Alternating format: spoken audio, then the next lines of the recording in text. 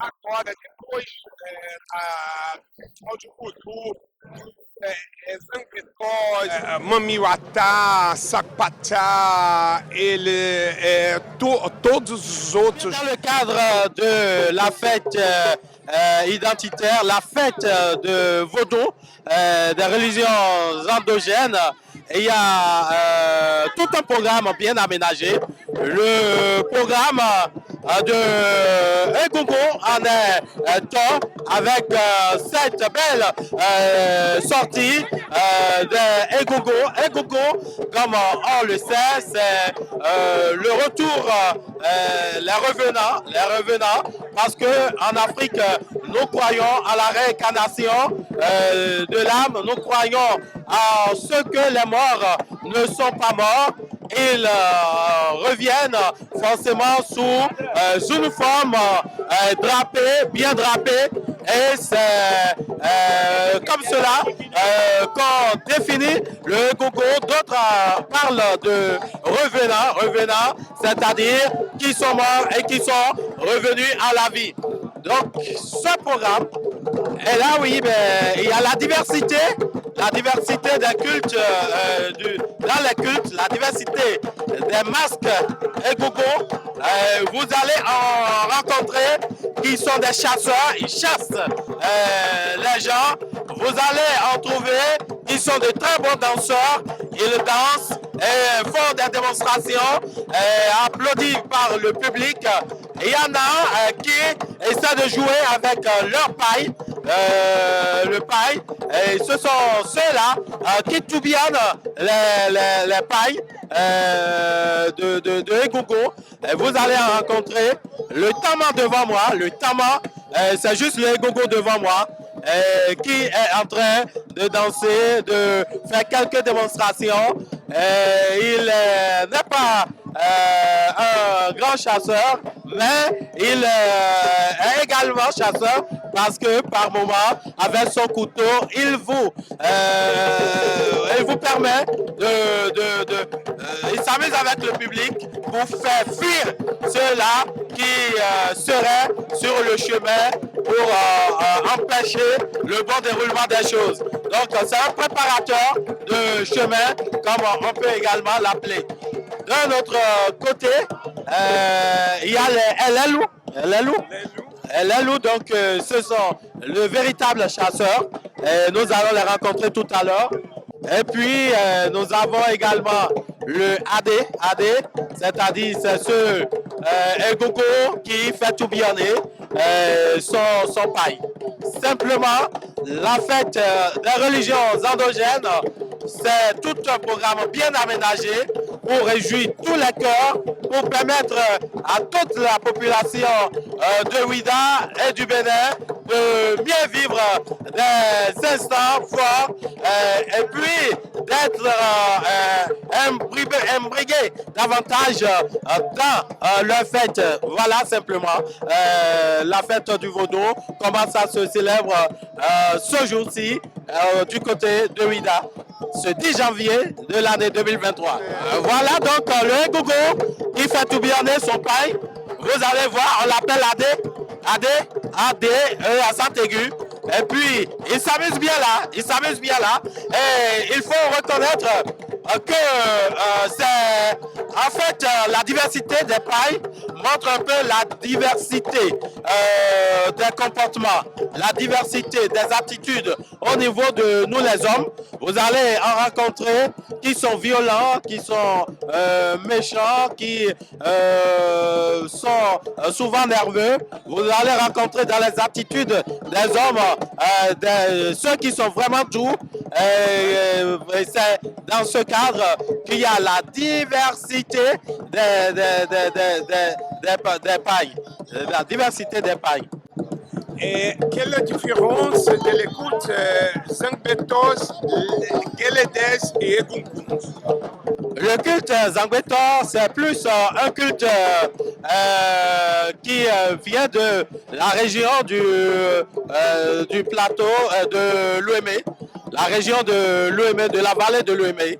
avec cette histoire où le roi de Porto-Novo, Te Agbalé, pour pouvoir protéger sa population, a donc dû avoir recours à ces masques, les masques Zangbeton, pour protéger. Donc Zangbeton, ça veut dire le chasseur, le gardien de la nuit. Le gardien de la nuit.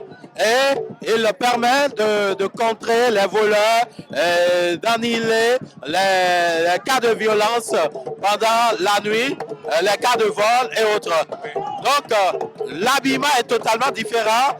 C'est comme c'est sous forme de case, mais totalement entouré de paille.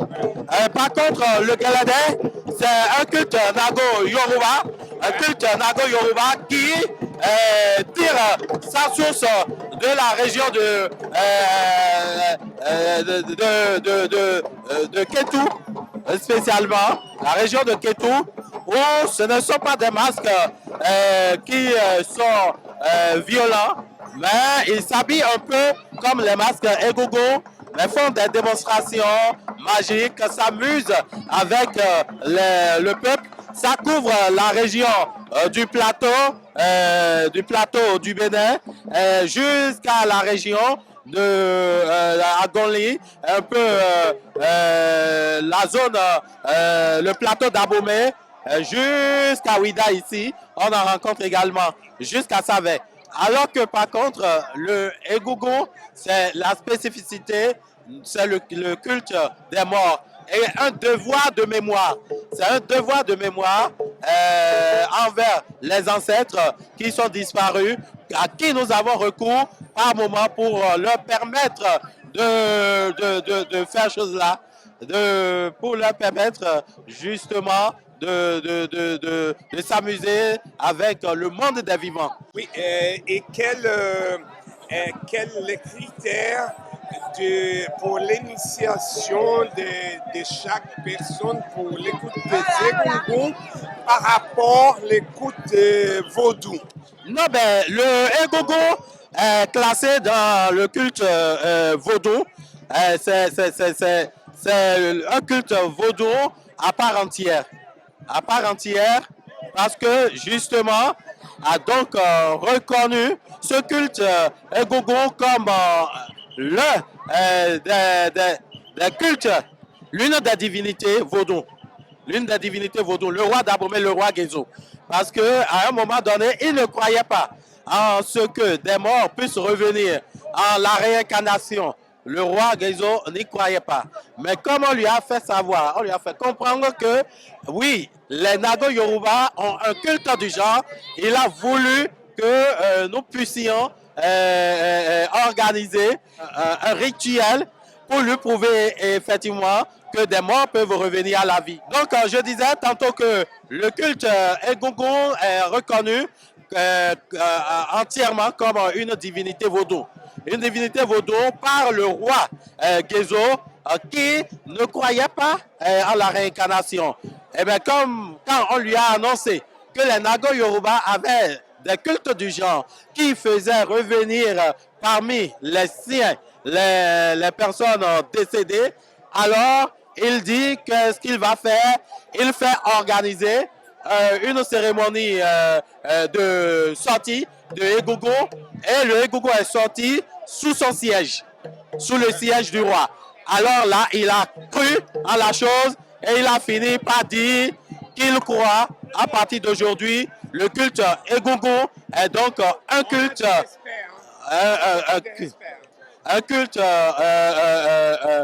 une divinité. Le Egungun est donc une divinité. Alors, il faut reconnaître qu'il n'y a pas de critères particuliers pour s'initier. Pour s'initier, d'abord, d'office. Les enfants nés dans des familles, donc les enfants nés dans des familles qui pratiquent le culte Egungun sont d'office initiés dès leur enfance. Maintenant, pour ceux-là qui ne sont pas de famille Nago Yoruba où se pratique le culte Egungun, alors il y a d'abord la volonté. la volonté de vouloir s'initier. Et puis le premier critère, c'est savoir garder sa bouche, la discrétion totale. Ce sont des initiés. Et ils ont des tailleurs, des couturiers spéciaux qui coudent ces accoutrements-là et on les appelle les alarans. Les alarans, ouais, ce sont ceux-là qui coudent les vêtements des égougoums. Et c'est tout un art. C'est tout un art. Et ils sont aussi initiés à la confection de ces accoutrements-là. Donc, parce que chaque cran, il y a sa particularité. Voilà, justement. Des symboles. Voilà, il y a d'abord le paille, il y a les perles qui entourent, il y a toute la décoration, c'est tout un art. Et donc, c'est comme une transmission de père en fils dans certains milieux. Et là, ne peut être à l'art qui veut, mais plutôt des gens désignés par le Fa qui peuvent, qui connaissent les différenciations dans les cultures et qui savent que pour telle catégorie de égougoum, il lui faut tel vêtement. Il lui faut tel vêtement. Et puis c'est ça. Même le égougoum, avant que le égougoum le revenant ne revienne dans un paille, c'est suite à des consultations. C'est tout un processus qui se fait. Et puis, à partir du dessert, il y a des rituels que l'on fait. Il y a le takiko, il y a le oje.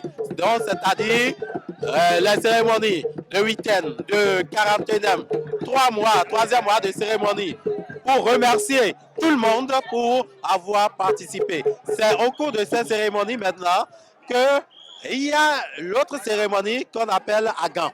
Agan, cette cérémonie, c'est la cérémonie qui fait revenir le mort.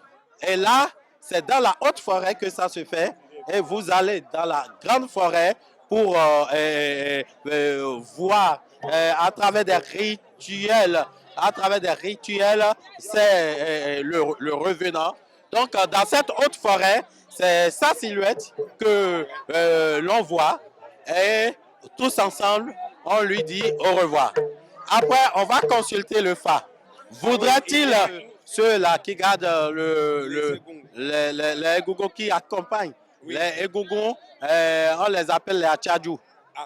On les appelle les Achadjou. Donc, c'est le Achadjou. Achadjou en Ago Yoruba veut dire guide. Guide. Oui, voilà. Donc, il faut guider le égougoum qui n'est plus forcément de ce monde, mais qui est venu communier avec nous et connaît plus forcément les réalités d'ici. Il faut alors l'accompagner. Justement parce que ce sont des messagers.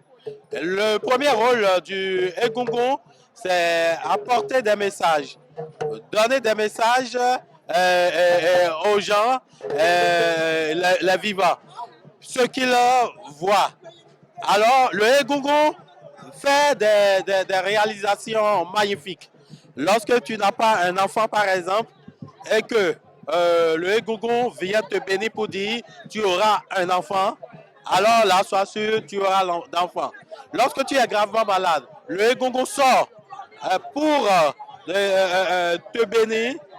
Ça, tu reçois sa grâce, tu te relèves.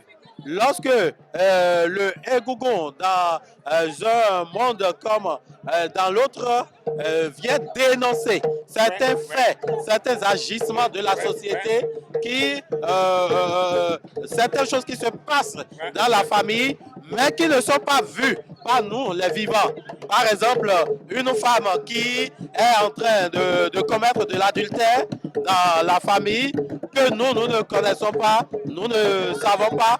Le égougoum, lorsque le égougoum sort, le égougoum peut faire ses révélations.